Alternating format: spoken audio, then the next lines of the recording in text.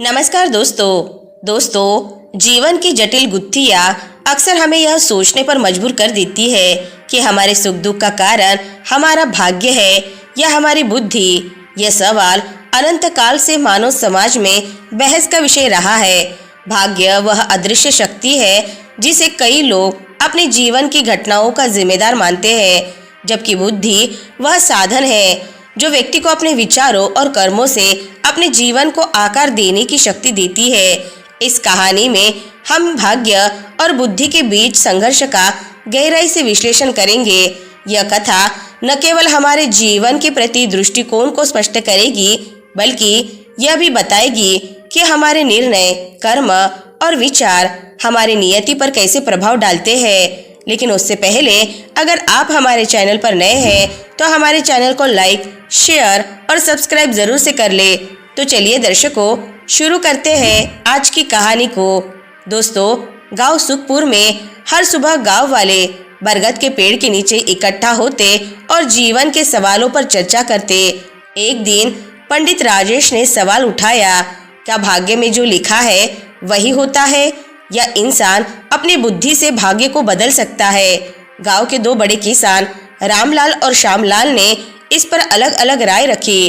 रामलाल ने कहा, भाग्य ही सब कुछ है, हमारी मेहनत बेकार है अगर भगवान ने हमारे लिए कुछ और तय कर रखा है। श्यामलाल ने विरोध किया, अगर ऐसा है तो मेहनत क्यों करे, इंसान की बुद्धि और परिश्रम से ही उसका भविष्य तय होता है। कि बहस ने 18 वर्षीय अयान को सोचने पर मजबूर कर दिया। अयान ने अपने पिता से पूछा, पिताजी, क्या भाग्य सचमुच सब कुछ तय करता है? उसके पिता एक मेहनती किसान थे जिन्होंने हमेशा भाग्य को दोष दिया। उन्होंने कहा, बेटा, अगर भाग्य में बुरे दिन लिखे हैं तो कुछ नहीं किया जा सकता।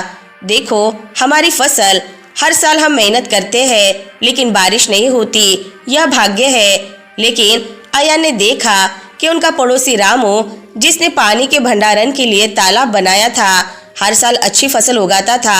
उसने महसूस किया कि मेहनत और बुद्धि से परिस्थितियां बदली जा सकती है। अयान ने अपनी माँ से इस उलझन का जिक्र किया।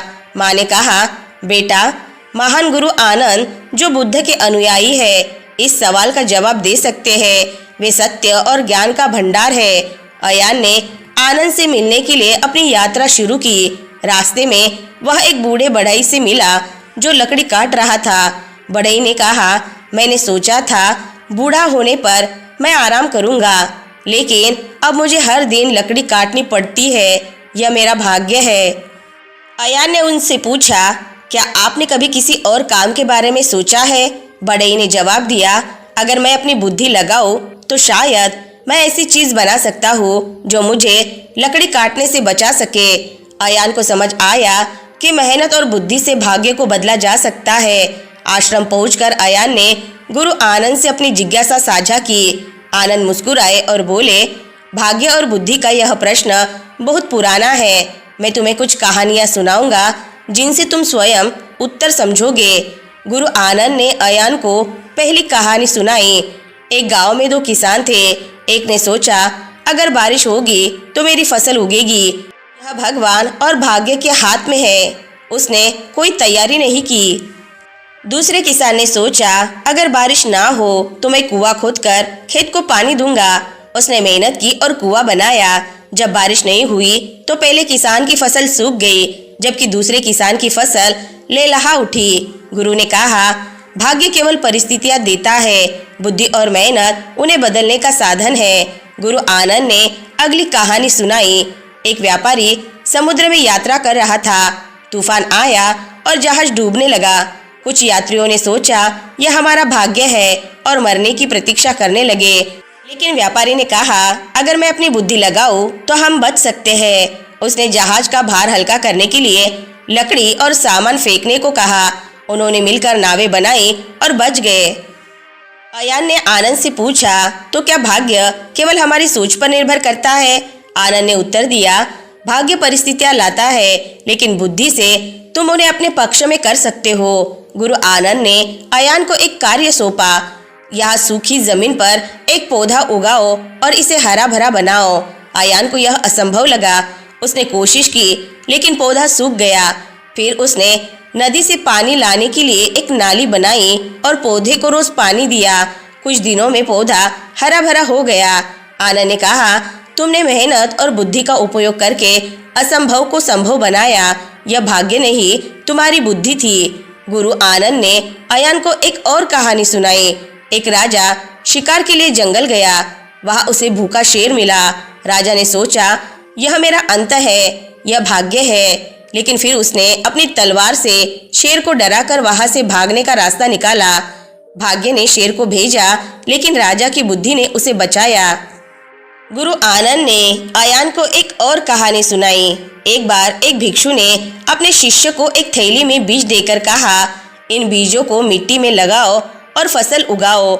शिष्य ने मेहनत से बीज बो दिए और पानी दिया लेकिन फसल नहीं उगी। भिक्षु ने मुस्कुराते हुए कहा, तुम्हें पता है ये बीज जल चुके थे। अगर तुम इसे पहले देख लेते तो बेकार मेहनत नहीं करते। इसका मतलब है कि केवल मेहनत और भाग्य काफी नहीं है।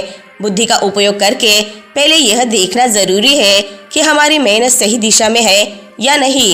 एक बार गुरु आनंद के पास एक बुनकर आया जो दुखी था। उसने कहा, गुरुजी, मेरे पास इतना कपड़ा है लेकिन कोई इसे खरीदने को तैयार नहीं। यह मेरे भाग्य का दोष है। गुरु आनंद ने उसे सलाह दी, तुम अपने कपड़े को गांव के मेले में बेचने जाओ और वहां अपनी कला का प्रदर्शन करो। बुनकर ने मेले में जाकर अपने कपड़े की बुनाई का प्रदर्शन किया। लोग उसकी कला से प्रभावित हुए और उसके कपड़े हाथों हाथ बिक गए। गुरु ने कहा, अगर तुम भाग्य को दोष देते रहते तो कुछ नहीं बदलता। तुम्हारी बुद्धि और कर्म ने तुम्हारा भाग्य बदला। गुरु आनंद ने अयान को एक और उदाहरण दिया। एक छात्र ने परीक्षा से पहले सोचा, जो मेरे भाग्य में है वही होगा, और पढ़ाई नहीं की। परीक्षा में वह असफल हो गया। दूसरे छात्र ने सोचा, मैं जितना मेहनत करूंगा भाग्य उतना ही मेरा साथ देगा। उसने कड़ी मेहनत की और अपनी तैयारी पूरी की। परिणाम स्वरूप वह परीक्षा में सफल हुआ।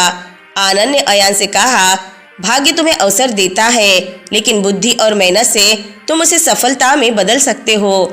गुरु आनंद ने अयान को अधिक विस्तार से बताने के लिए एक कहानी और सुनाई। एक नाविक अपनी नाव लेकर नदी पार कर रहा था। अचानक तेज धार ने नाव को बहा दिया। वह सोचने लगा, यह भाग्य है, अब मैं कुछ नहीं कर सकता। लेकिन तभी उसने अपनी बुद्धि से काम लिया। उसने नदी के किनारे एक शाखा पकड़ी और नाव को नियंत्रित किया। अपनी सूझबूझ से वह सुरक्षित किनारे पहुंच गया। आया ने पूछा, गुरुजी, क्या इसका मतलब है कि मुश्किलें केवल परीक्षा होती है? गुरु ने कहा, हाँ, भाग्य तुम्हारी परीक्षा लेता है लेकिन बुद्धि तुम्हें उनसे उबरने का तरीका देती है। बुद्धि कैसे बड़ी है इसका प्रमाण देने के लिए गुरु आनंद ने एक और कहानी सुनाई। एक व्यापारी को रास्ते में चोरों ने घेर लिया। उसने सोचा, मेरा भाग्य खराब है, अब मेरा सब कुछ लूट जाएगा। लेकिन उसने हार नहीं मानी। उसने चोरों को अपनी चतुराई से बातों में उलझाया और कहा, मैं तुम्हें अपने खजाने तक ले जाऊंगा। वह चोरों को गलत रास्ते पर ले गया और अपनी जान बचाने में कामयाब रहा। गुरु आनंद ने कहा, भाग्य कभी कभी तुम्हें कठिन परिस्थितियों में डालता है लेकिन बुद्धि से तुम उनसे बाहर निकल सकते हो। गुरु आनंद ने कहा, एक बार एक हाथी को छोटे से खूंटे से बांधा गया। उसने कभी कोशिश नहीं की क्योंकि उसे लगता था कि वह भाग्यवश बंधा हुआ है। एक बुद्धिमान आदमी ने देखा और उसकी रस्सी काट दी। उसने कहा, तुम्हारी ताकत इस रस्सी से कहीं ज्यादा है, तुम अपनी सोच में बंधे हुए थे।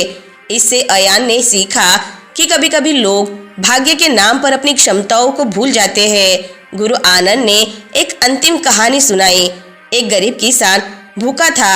उसने सोचा, यह मेरा भाग्य है, भगवान मुझे खाना देंगे। लेकिन 3 दिन तक कुछ नहीं हुआ। फिर उसने अपनी बुद्धि से जंगल से जंगली फल इकट्ठे किए और अपने लिए खाना बनाया। गुरु ने कहा, भगवान भी उनकी मदद करते हैं जो अपनी मदद खुद करते हैं। गुरु आनंद ने अयान से कहा, अब तुम्हारे पास ज्ञान है, इसे अपने गांव ले जाओ और लोगों को सिखाओ कि मेहनत और बुद्धि से भाग्य को बदला जा सकता है। गांव लौटकर अयान ने लोगों को सिखाया कि भाग्य केवल एक परिस्थिति है लेकिन बुद्धि और मेहनत से उसे बदला जा सकता है।